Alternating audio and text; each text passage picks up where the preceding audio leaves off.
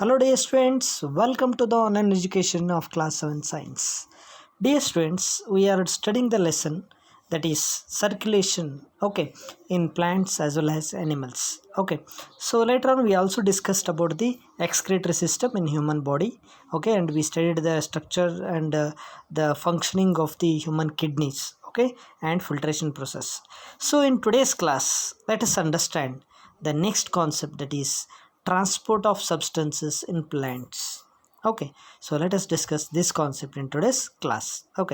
So dear students, as we studied in the chapter number 1, that we have learned that so plants take water and minerals and nutrients from the soil through the roots, and they transport it to the leaves.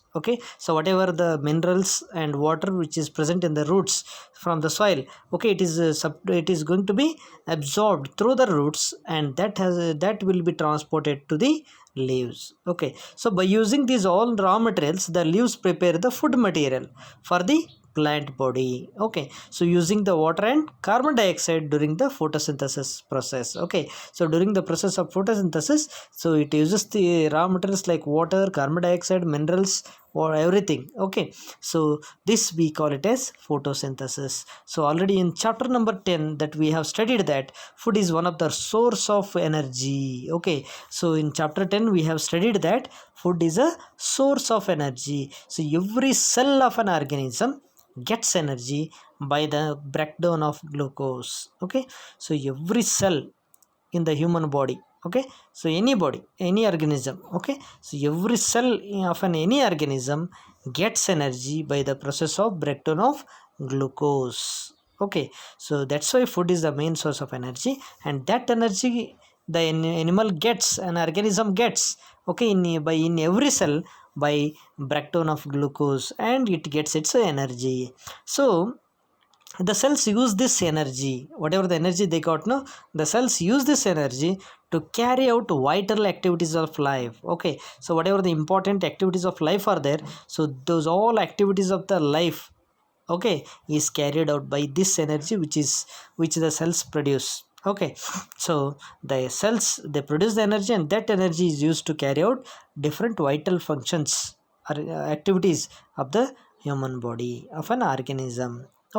So we have seen and we have wondered that how the water and nutrients are absorbed by the root, and they are transported to the leaves. So we see that, so we wonder that how water and nutrients are absorbed by the root and it is transported to the leaves. So how is the food prepared by the leaves carried to the plants which cannot make their food? So how is the food prepared by the leaves? How the preparation of the food, how photosynthesis takes place, how the water is transported to the leaves. So how the food is transported to different parts of the plant. So these are all some questions that we face. So let us go for the next concept, that is transport of water and minerals. So we wonder how the water is transported from soil through the roots to upper parts of the plant up to leaves. Even the minerals. Let us see that. So plants absorb water and minerals by the roots. So all the plants absorb water and minerals by the help of roots, and the roots have what? The root hair. The roots have the root hair. So the root hair increases the surface area of the root. The root hair increases the surface area of the root for the absorption of water. It increases the surface area of the root for absorption of water and minerals, nutrients dissolved in the water. So in order to absorption of water and minerals, the nutrients are dissolved in the water. So whatever the nutrients are dissolved in the water, in order to absorb those minerals and nutrients which are dissolved in the water, the root hair increases the surface area for the absorption of water and minerals. So the root hair is in contact with the water present between the soil particles. So the root hair goes very deep into the soil, and it is in contact with the water which is present between the soil particles and the root. Look at the figure 11.7b, 7a, where you can see the cells are there, root cells are there, and this is the blue color that which goes deep into the soil, that is root hair, which is in contact with the water.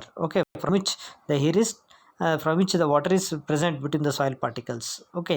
So you can guess now how water moves from the root to the leaves. So what kind of transport system is present in the plants, so that you can just imagine here. Okay, so plants may have pipes to transport water to the entire plant, like we have in our homes for supply of water. Yes, of course, like how we have pipes, okay, in our homes for supply of water, in the same manner even the plants have the pipes to transport water. Okay, so here you can see, look at the figure 11.7b. so you can see that a section of root in say 11.7a. so in 11.7b you can see a tree where the water is transported from root to plant. Okay, so and again from that the carbon dioxide is released, that you can see here. Okay, so dear students, up to this we have studied in today's class, and let us learn the remaining concept in the next class. Thank you and have a nice day.